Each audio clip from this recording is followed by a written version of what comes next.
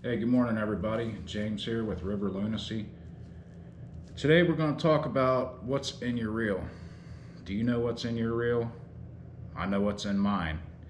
And are you getting everything you can actually get out of it?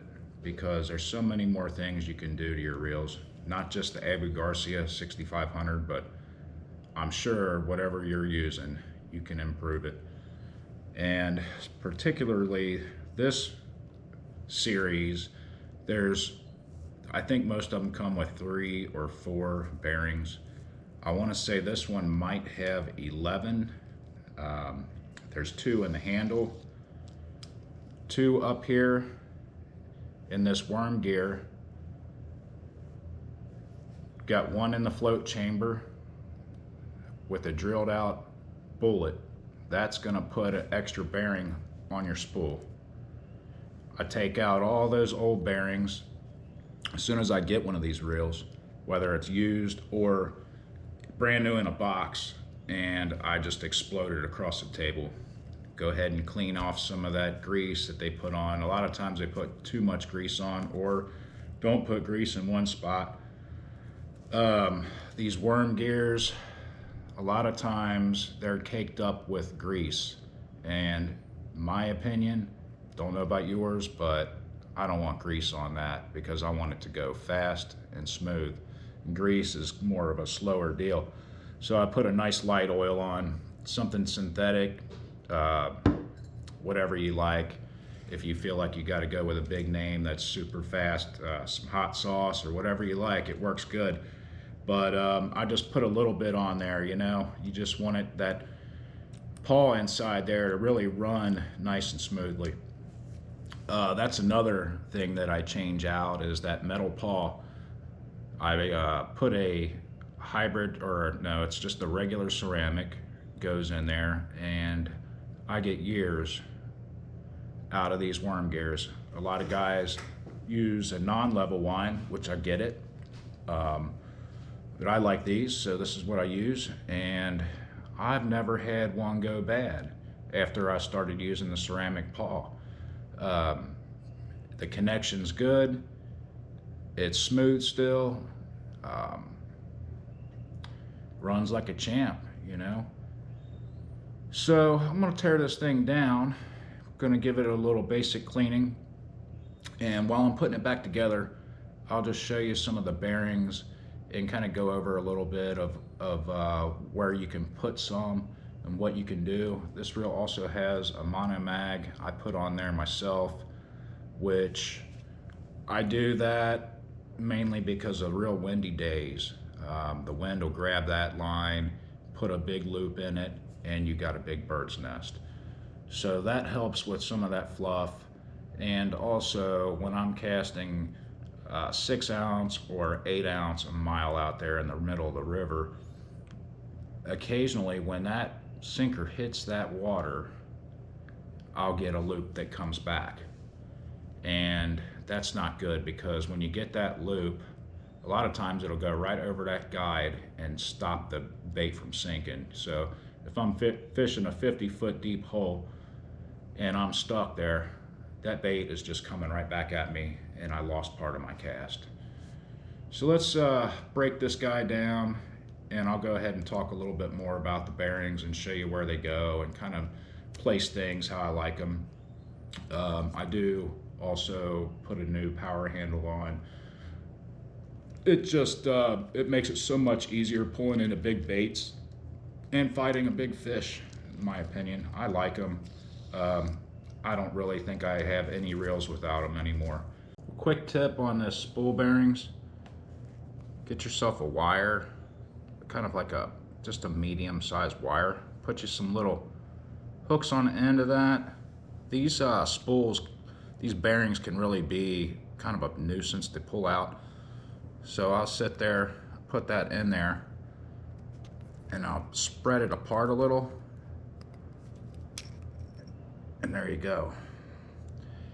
Another thing to try really hard to remember, and I'm guilty of it too, is this little brass washer right here. Always goes on that side with the brake, with your brake pins and stuff. So just a little tip. These are ABEC 9 hybrid ceramic bearings. One of the fastest bearings I could possibly find. I'm sure you could probably get a ABEC 10 super all ceramic bearing. I would imagine that's a lot faster. But these things are wicked. I mean, it will smoke it. The ABEC 7s are awesome also. They go right on in there real nice and easy. Like I said, don't forget that brass thing goes inside there on the side with the slots. Just pops right on in. Just like that. Take you something soft, make sure it goes down in there. Get yourself a dish to put all your screws and little pieces in, because once they hit the floor, you know how that goes. They're gone. You'd be lucky if you find them again, especially in my basement. I'm gonna go over a couple parts here while I'm breaking this down, in case I forget to mention them on the way back in.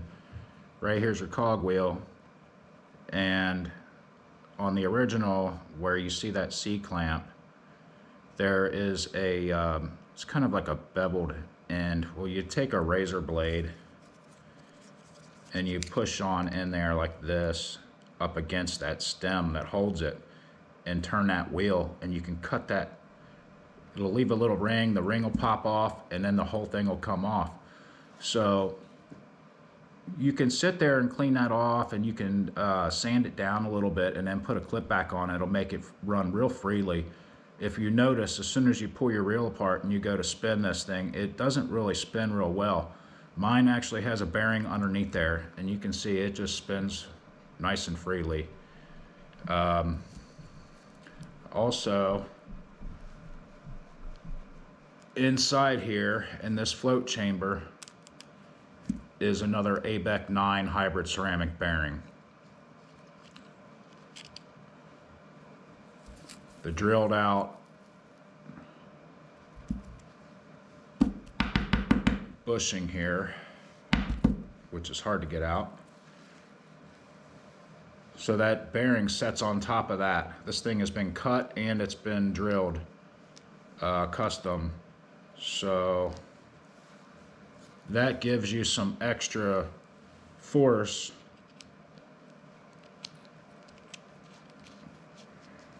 Just put that back together real quick. So when this right here wheel, that little plastic gear is spinning, it's spinning on a bearing instead of a bushing, which causes just more friction. We'll slow that spool down. This is a double worm gear, double bearing. So you got a bearing on this side, and then you got another one on this other side that goes on here.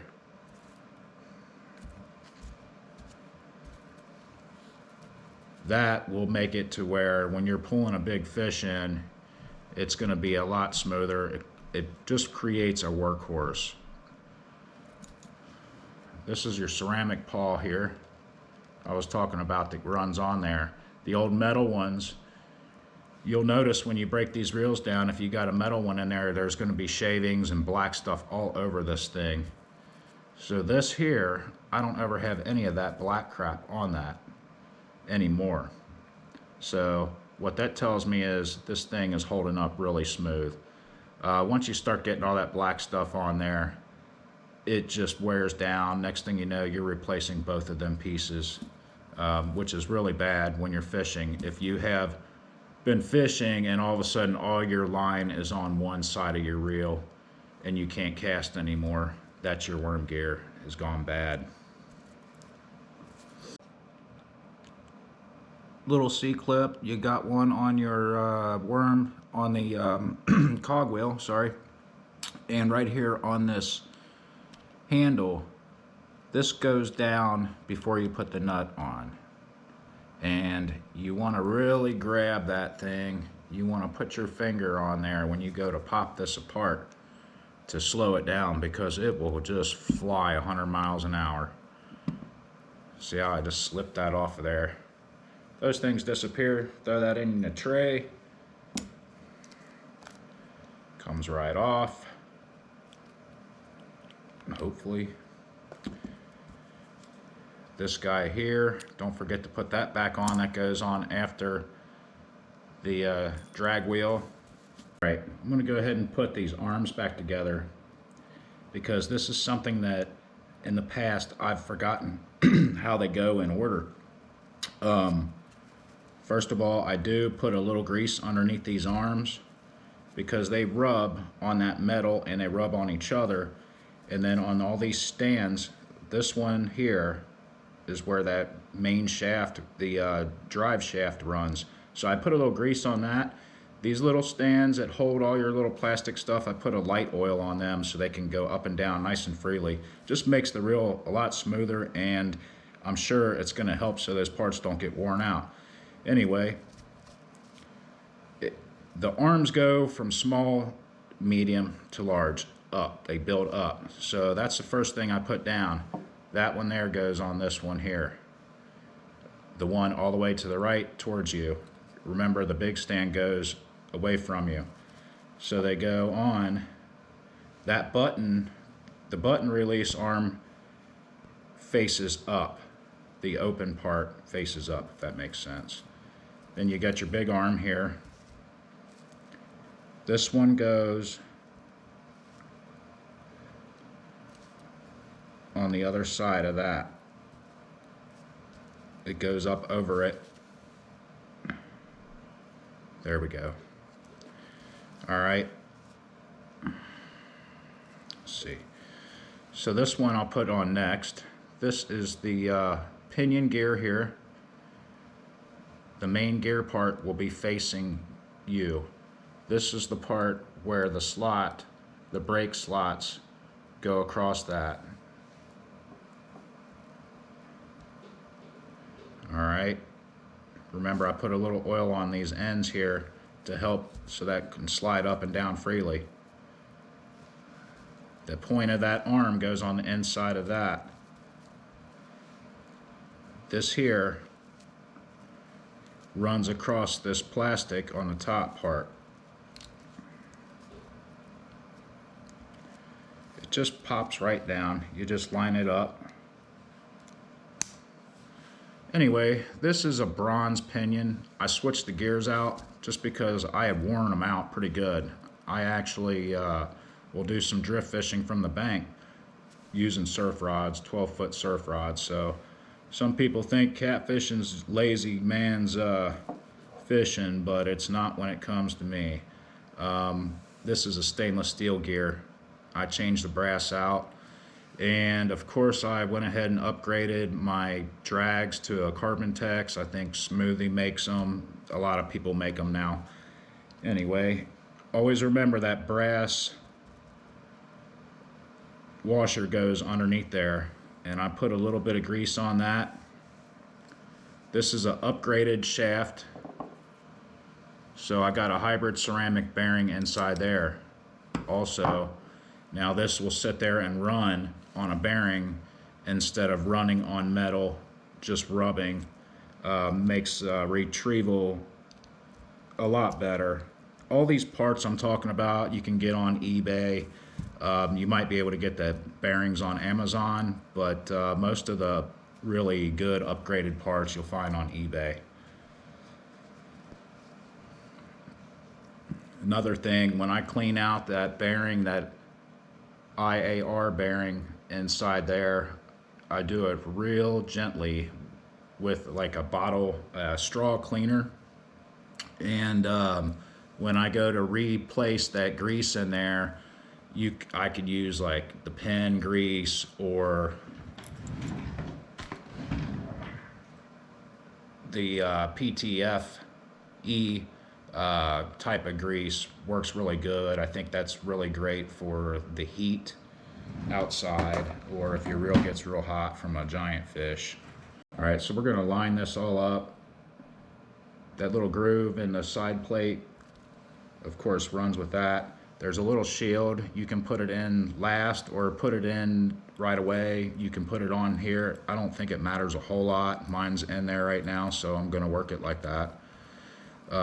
Actually, it's probably better last because it does have grooves in it. So, got that snapped together. These little washers right here, they go against each other. They're bent for a reason, and I have placed them on there nice and flush before, and I paid for it. It makes your handle all loose, and this actually pushes against your drag, I believe. So you want your slots lined up, but you want the space in between there. Hopefully you can see that. That's how they're supposed to go on. They just go on like that. They go on right on in there. A lot of times I like to get rid of some of these little parts, put them on there so I don't forget about them. Quick tip, a lot of times this gets stuck. Take your handle, hold it on there, and then give it a turn. It'll go right on down. Nice and smoothly, like that. Go ahead and show you how I do the worm gear. So I'll go ahead and I put that little bearing back in there. This is a double bearing worm drive. Then you got your one here. It totally changes your reel. If you were just to change your spool bearings out and put this on there, you have a different machine going. Alright, so this guy runs right on in there. Remember, when you put this together, this clip side is where you go in. If you got it on the other side, you're backwards. So this is always a fun little treat here. So this part runs through. Put the tooth in last, of course, the pawl. So there's a couple of grooves here, or there's a groove here that goes up in there. Line it up. All right, I hold it down because if you hold it the other way, it's going to fall right out. So take your little clip, and the round part goes out away from you. It just slides on those little grooves. Actually, I got it wrong. Let's see. This flat part goes on right here. And then it cuffs right on in there. Slides on like that.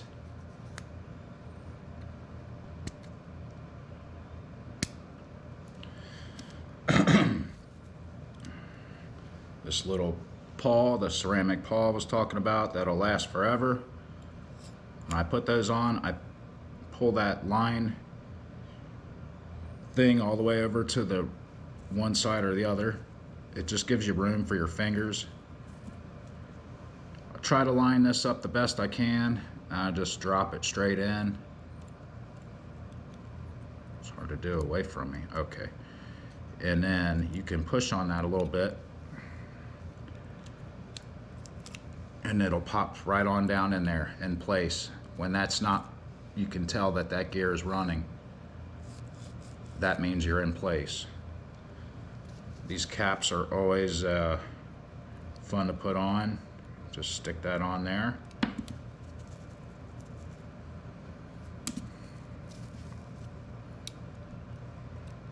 We're about there. This is a 2-pin brake. A lot of the reels now have a 6-pin. I'll take them, open them up, and I'll turn 4 of them off. If you feel like you need extra, something extra to help you with your casting, leave them all on, or maybe go to 4. And once you start getting used to it, start dropping them down as you go. Your distance will get further, and remember, we got this in there.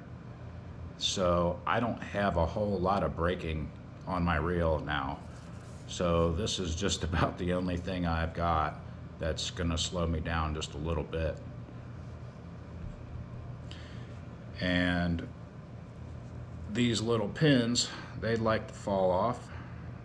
So I push them in all the way when I go to drop that down in my reel, because you don't want them to fall off, that's for sure.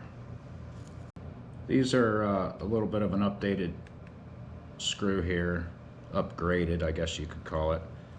And when I put these on, I just really do like a nice hand tight. It doesn't need to go, don't need to be cranking them down real hard. So just nice and snug. I give them a good hand tight, I guess you could call it.